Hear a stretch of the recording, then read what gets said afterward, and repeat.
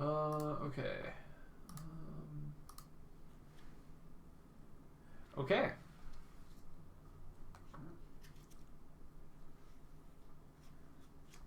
Let me switch over this way. Do you guys want to mute your microphones?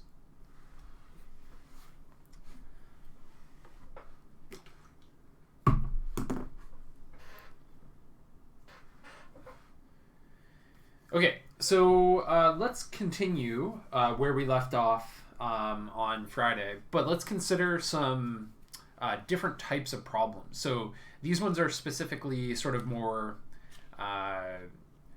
economics focused. This one we have like a cylindrical chemical storage tank. So definitely a little bit more word problem-y.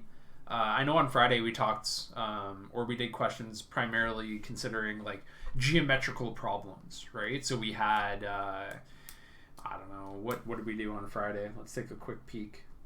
We had this distance and time one where they were running from different directions. Oh, can't hear anything.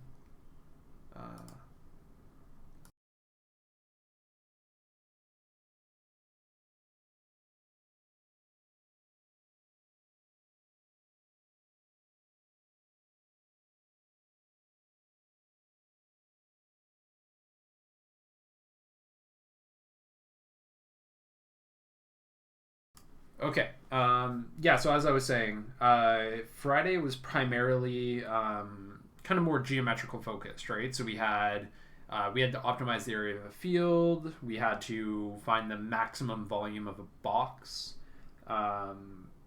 We had to kind of figure out, okay, when is the distance going to be minimized? So certainly a lot of geometry focused problems, right?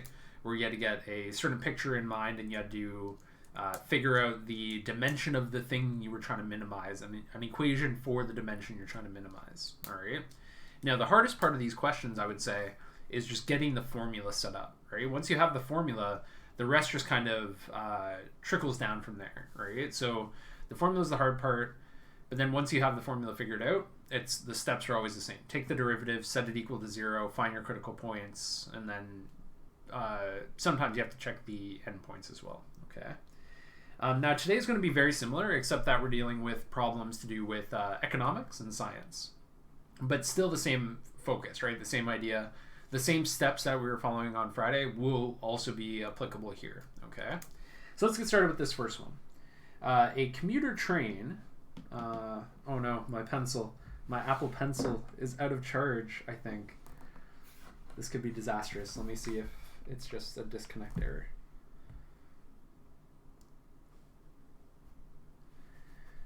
Let's see here.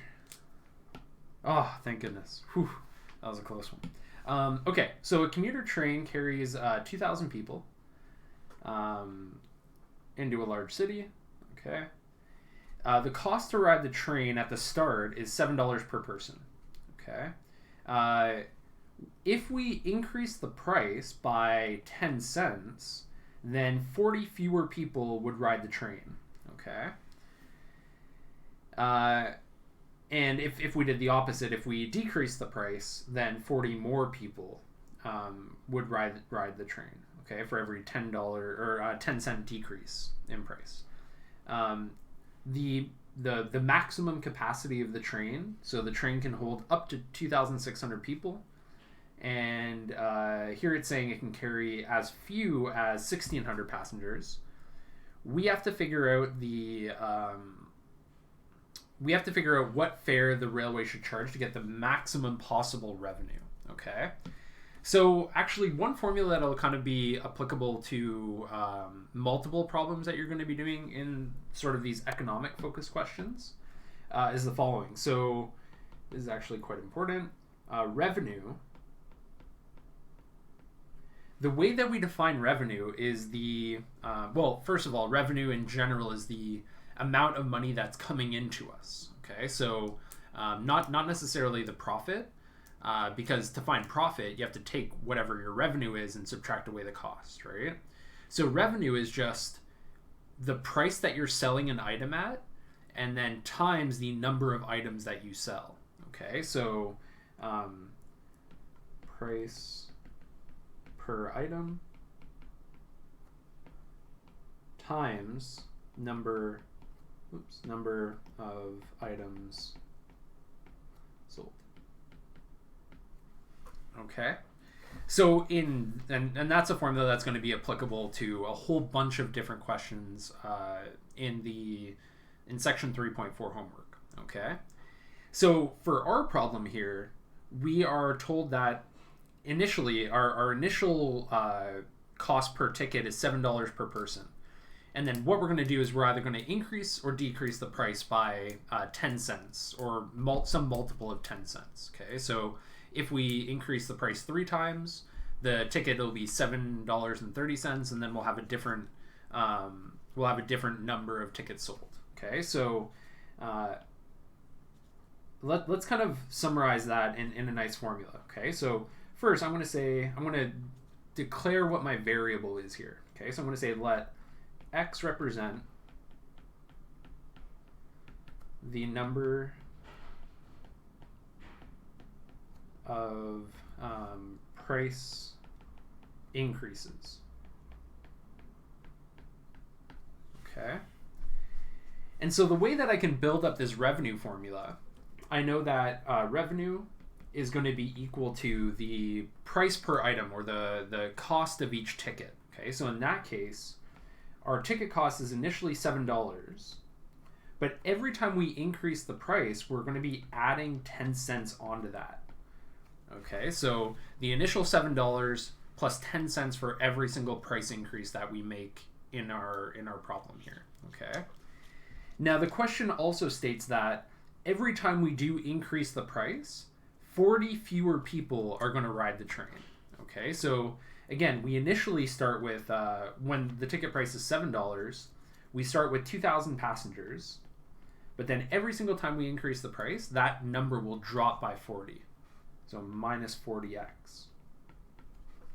And that would be our revenue formula. Okay.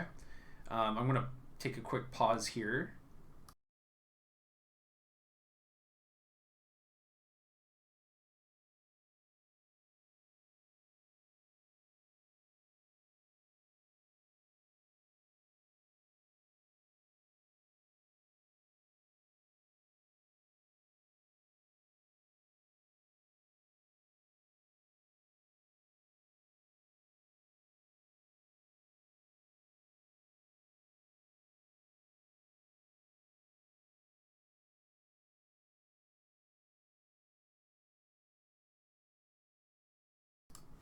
So to go off that, Samarth, let's actually do like a little, again, this is sort of an optional thing. You don't have to do this. Let's just see how this formula would work, right?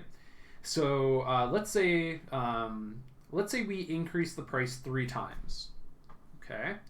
Then our revenue function would look like this. So $7 plus 10 cents times 3, because we're increasing the price 3 times, minus 2,000, minus 40 times 3, okay? So it'll be $7.30. Whoops, $7.30 per ticket times. So I'm losing 120 people. So that'll be 1,880 people, right? And so the total amount of money that I'm making for this train is $7.30 times 1,880. So I would have a revenue of about $13,724. All right. So that's how this formula works in practice. Okay. So again, you don't have to show this at all, but this is just illustrating how this formula is working. Okay. So every time the price goes up, the number of people are going down. All right. But let's actually come back to this. Notice now that I've actually essentially I've defined the function that I'm going to be maximizing. Right. I want to find the maximum possible revenue for this train, or the number of price increases that will maximize the revenue. All right. And so what I'm going to do, I'm actually going to expand out these brackets just to make it look a little bit, just to make my derivative, because I will be taking a derivative in the next step. To make the derivative a little bit nicer, I'll expand it out. All right. So r at x is equal to, so we'll have 7 times 2, so that's 14,000. So I'm just foiling this, right? Again, you don't have to foil this. You could just go straight to the product rule if you wanted to. but I'll have 14,000 minus 280x plus 200x, and then minus 4x squared. Okay, so I'll just rearrange this, put it into standard form. Minus 4x squared minus 80x plus 14,000. Okay. Okay, so now I'm going to follow along with the same steps that I was doing on Friday, right? I'm going to compute the derivative. I'm going to set it equal to 0. I'm going to solve for the x values that make the derivative 0. Essentially, I'm solving for the critical points, right? So let's get to it. So I'm going to compute dr by dx, which is equal to negative 8x minus 80, all right? And I'm going to set the derivative equal to 0. All right, so let's solve this equation when the derivative is equal to 0. So I'll flip this around. I get 80 equals negative 8x, which means that x is equal to 80 over negative 8, so that's negative 10. Okay. So I found the value of x that makes this a critical value, right? So it makes my derivative equal to 0 when x is equal to negative 10, right? And so if I go back up to my revenue formula, I want to figure out, so coming back to our initial revenue formula, I want to figure out what the revenue is at this new critical value, okay? Now you might be wondering, okay, hold on a second here. This value is negative, right? And so the way that I've set up this equation, I have it as the number of price increases, right? And so the fact that I found x is negative means I've decreased the price 10 times, all right? And because I'm decreasing the price 10 times at 10 cents each, essentially what I found is that charging $6 a ticket is kind of the key to maximizing this, this revenue function, okay? So let's just make sure that, so let's plug this back into revenue. So, whoops. Revenue at negative 10 is equal to, so $7 plus 0.10 times negative 10. And then that whole thing times 2,000 minus 40 times negative 10. All right, so let's, so that's $6 per ticket. And then, oh, I forgot a 0 here. 2,000 minus 40x. Okay, so 2,000 minus 40 times negative 10 gets us to 2,400. All right, and when I compute the revenue there, I get 6 times 2,400 is 14,400.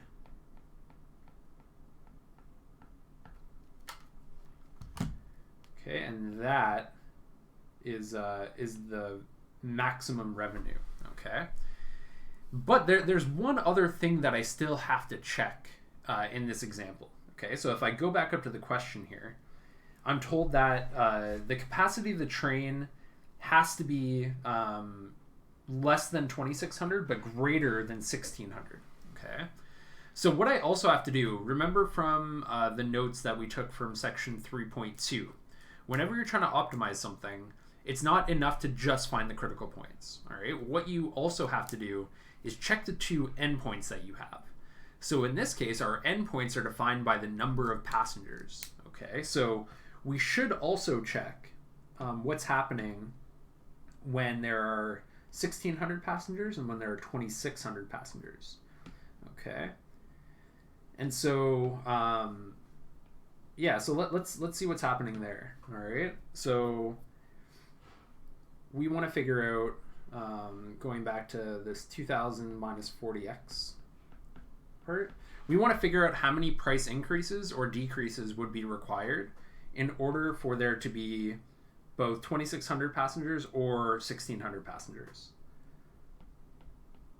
Okay, so let's figure out how many price increases or decreases would be required to get 2,600 passengers on the train. All right. So if I were to plug this in, rearrange this for x, so I get 600 equals negative 40x which means x is equal to negative 600 over 40, which means x is equal to 600 over 40. So that's 15. Negative 15, right? So that means I've decreased the price 15 times, all right? And let's also check the other endpoint. So there has to be at least 1,600 passengers on the train. So let's do the exact same thing, except we're setting the number of passengers equal to 1,600. So same idea. I get negative 400 equals negative 40x. And so x is equal to positive 10, okay?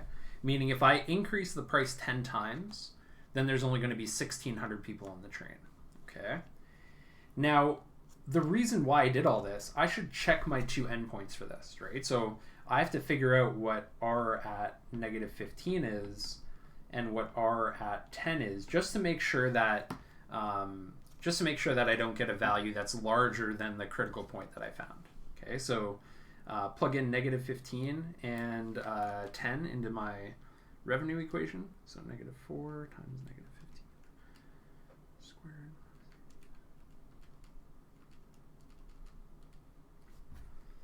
So when I plug in negative 15, I get a value of $14,300.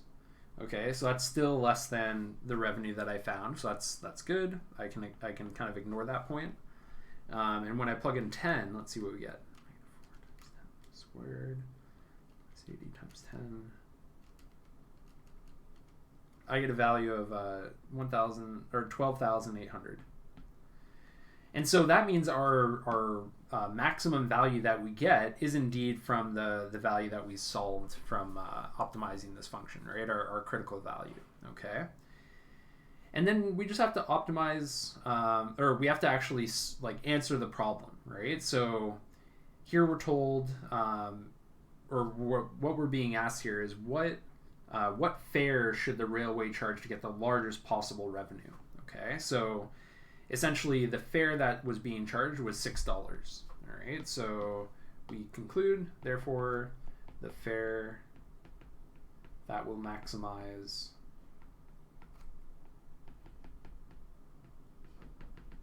our revenue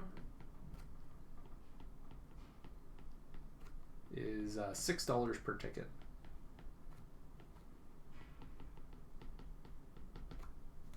Okay, and that's that. I have answered that question. I'll take a pause here.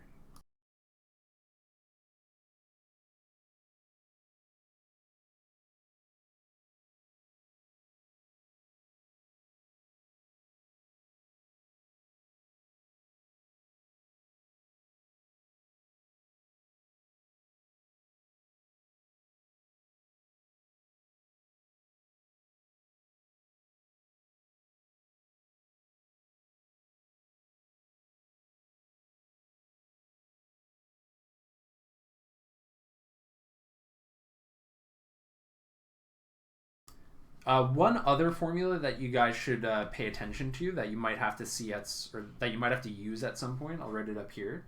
One other key formula that you'll have to know is profit equals revenue minus cost. Okay, so you may have to use that in some problems, or some of these economics problems, right?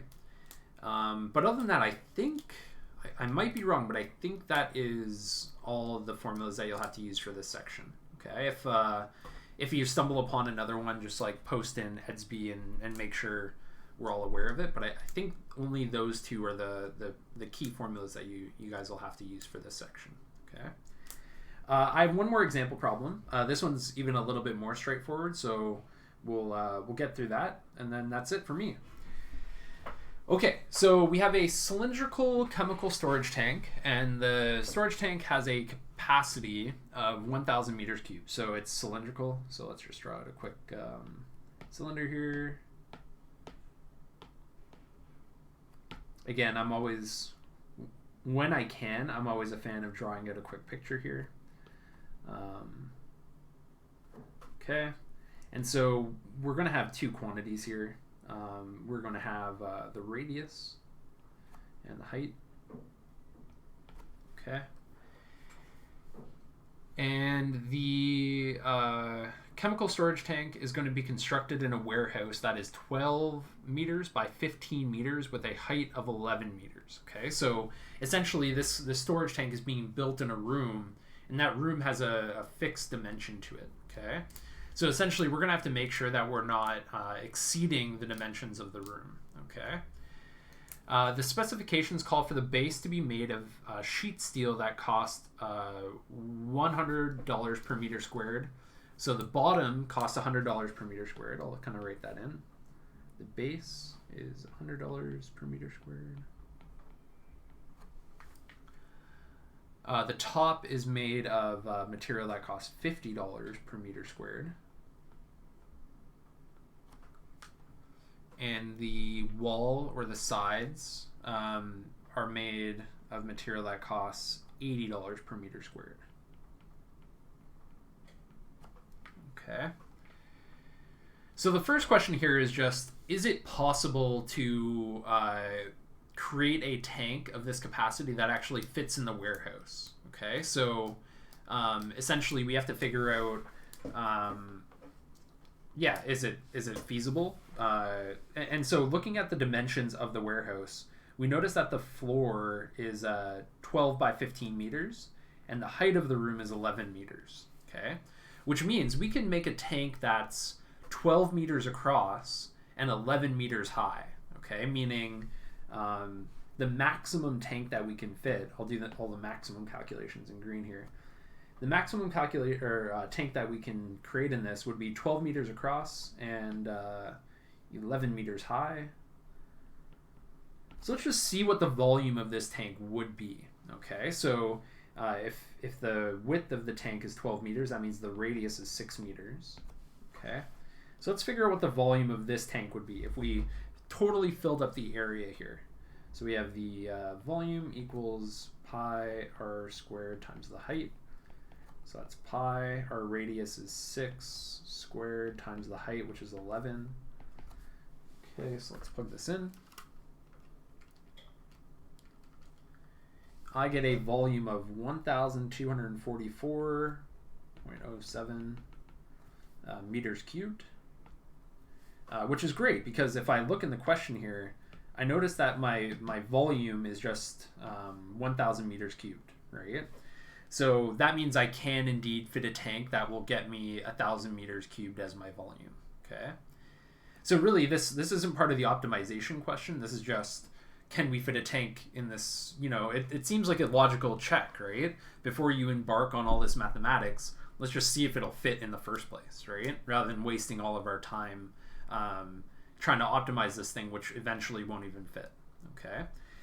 So essentially, that just means that our radius has to be smaller than 6 meters in order for this tank to fit, and our height has to be less than 11 meters. So as long as I fit within this constraint, then I'm okay, right? So the way that this question will go is I'll optimize everything, and then I'll actually figure out what the optimum radius and height are that answers this question, essentially. Okay, so if I look at part B here, so if fitting the tank in the warehouse is possible, it's possible. Determine the proportions that meet the conditions, and we want to minimize the cost of the steel required for the construction of this container. Okay, and so the way that I'm going to build up my cost function is a little bit different this time, or it's a little bit tricky, right? And the reason why it's tricky is because I notice that I have a different cost for each part of my tank. Okay, so I have a different cost for the base, the top, and the sides. And so I have to just be a little bit careful here. All right. So the cost function, the way that I want to build this up, so cost equals cost of base plus cost of top plus cost of sides. Okay.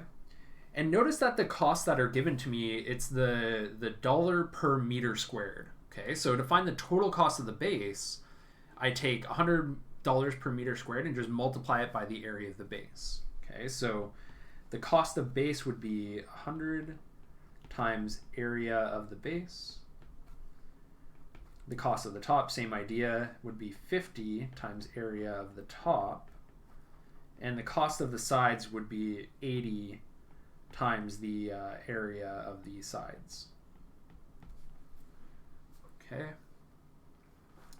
So the area of the base, that's just, it's a circle, right? Pi r squared. So that's 100 times pi r squared. The top, same idea, same area, 50 times pi r squared. And the sides, I actually think, I might be wrong. I think we saw this, yeah, we saw this on Friday, right? We were dealing with a similar cylinder question. We saw that for the side portion, the height is just h, right? And the width is the circumference of this rectangle. Okay, so the area of this is just the height times 2 pi r. All right, so 80 times the height times 2 pi r. So the height times the circumference gives us the area of the sides. Okay, we saw that on Friday. Okay, and so I'm doing pretty good, right? I have a nice formula for the total cost of this cylinder. However, I look at this formula, so both my first two terms have are dependent on r, but my second term here depends on both h and r, which is a little bit of an issue, okay? And so now I have to constrain the problem. I have to figure out a way of reducing the number of variables from 2 down to 1. Luckily, in this question, I was given one other piece of info, right? I was told that the volume of the tank had to be 1,000 meters cubed, right? And so what I can do here is I can write off to the side here, I can try to constrain this a little bit, all right? So I know that my volume has to be 1,000 meters cubed. And I also know that the volume is equal to pi r squared, so area of the base times the height. And I can rearrange this formula for one of my two variables. All right, so in this case, I'll rearrange for h. All right, so I'll take this and move it over. So I get h is equal to 1,000 over pi r squared. All right, and then this can be plugged into my cost formula, and then I'm only going to have a formula that depends on r, which is exactly what I want. Then I can just take the derivative, set it equal to 0, and I'm done. Okay. So let's see what we get here. We had 100 pi r squared plus 50 pi r squared. Actually, I can probably combine those, right? 100 pi r squared plus 50 pi r squared is just 150 pi r squared.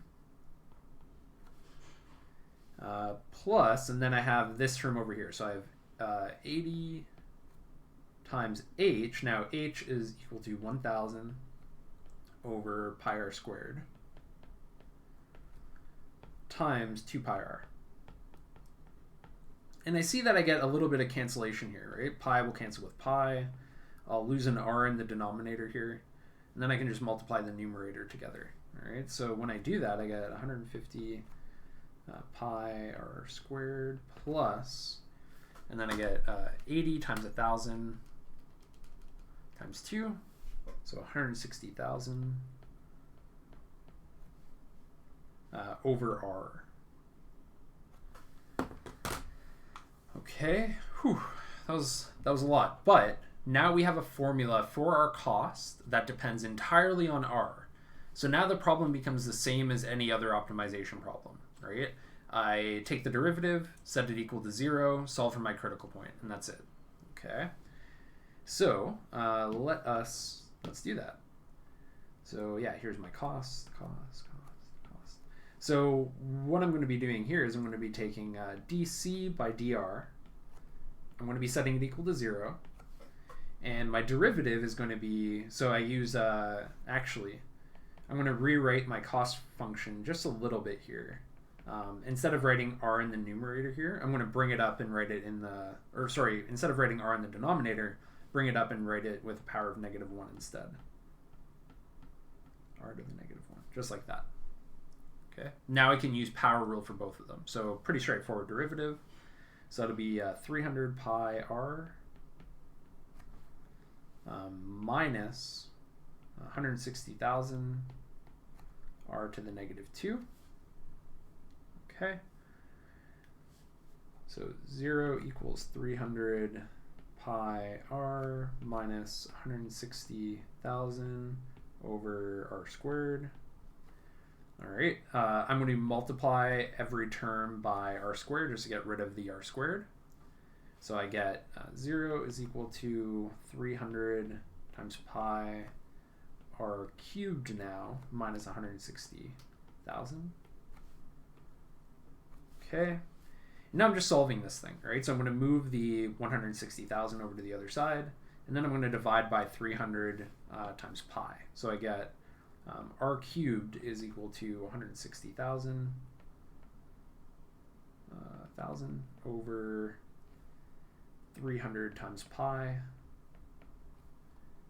Okay, which means that r is equal to the cubed root of this thing, 160,000 over 300 pi. All right, let's figure out what r is. So 160,000 over 300 pi and cubed root of that. I get an r value of 5.5371 blah, blah, blah, blah, blah meters. Okay, so approximately 5.5 meters.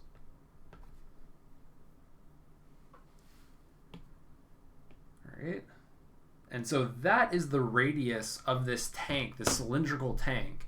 That radius will minimize the cost of the materials required to build it, which is exactly what I want. Okay. Now my last step here, again, it's always I always have to return back to the problem just to make sure that I've actually found an answer for the problem, right? Because again, sometimes it'll ask or it'll say something along the lines of what dimensions will make the cost a minimum. But sometimes it'll say, what is the minimum cost, right? So you always have to check back in the question to see what it's asking. So here it says, if fitting the tank in the warehouse is possible, determine the proportions. Determine the proportions that meet the conditions. I guess proportions of the radius and the height. Maybe that should that have said dimensions? Let's see. If fitting the tank in the warehouse is possible, determine the proportions. Yeah, I guess just the proportions of the tank, so the radius and the height of the tank. So I found the radius already. Let's just quickly find the height as well. So I go back to my formula that I rearranged using the volume expression. So I go back to my height formula here, and using that height formula, I can figure out what the height is in terms of the radius. Okay, so last step here. I know my radius already. The height is given by 1,000 over pi times r, which is 5.5 squared. So let's see what we get there.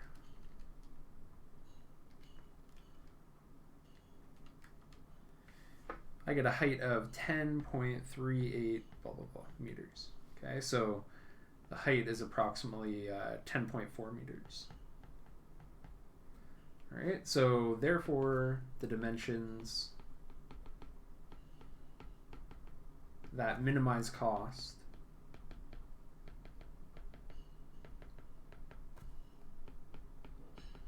are r equals 5.5 meters, h equals 10.4 meters. And then that is it.